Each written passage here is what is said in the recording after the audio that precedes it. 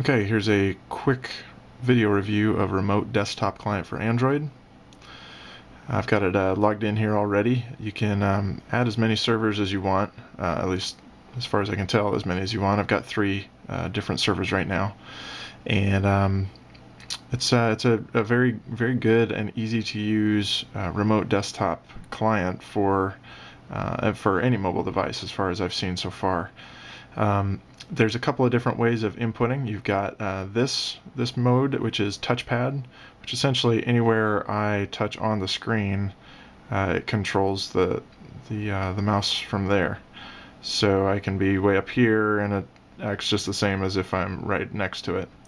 Pretty handy. And then clicking on the screen anywhere brings that up, or it acts as a left click.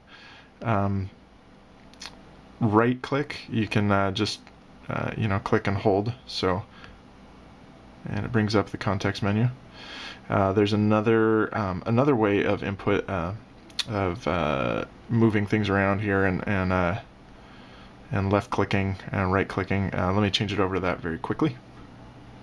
Okay, now I have touchpad mode off, and you can see essentially all I'm doing now is I'm moving the screen around, and the cursor, you can see the cursor just stays in the same spot until I click, and then it moves the cursor there. So you can do that. You just have to be really accurate, making sure you click right on what you're trying to click on. Honestly, I like touchpad mode much better, so I'm going to switch back real quick.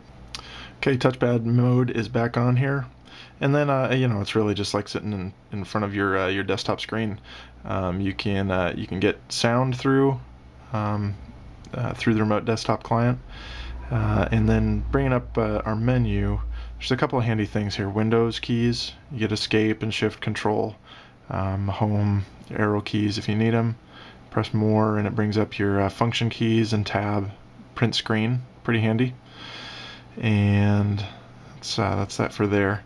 Now, one nice thing here I've found is that you can get the Android keyboard, which is nice. I prefer the hardware keyboard for most of my input here, but one thing you'll see, it's probably going to be difficult to actually see on the video, but if I press Alt and then Q to get a 1, it actually just does Q. The only way to do it is you have to hold down Alt and then press, and then you get a 1.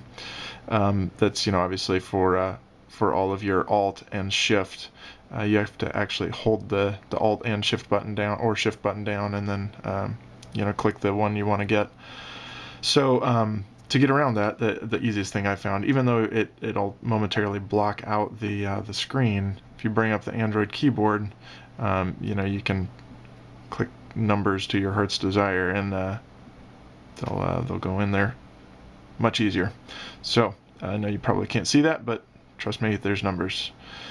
And that's pretty much it. Great client, been very useful. I use it for work. I remotely log in and check video surveillance cameras, and it really comes through pretty well. It's been really helpful in a pinch. Okay, so that's remote desktop client for Android. Thanks.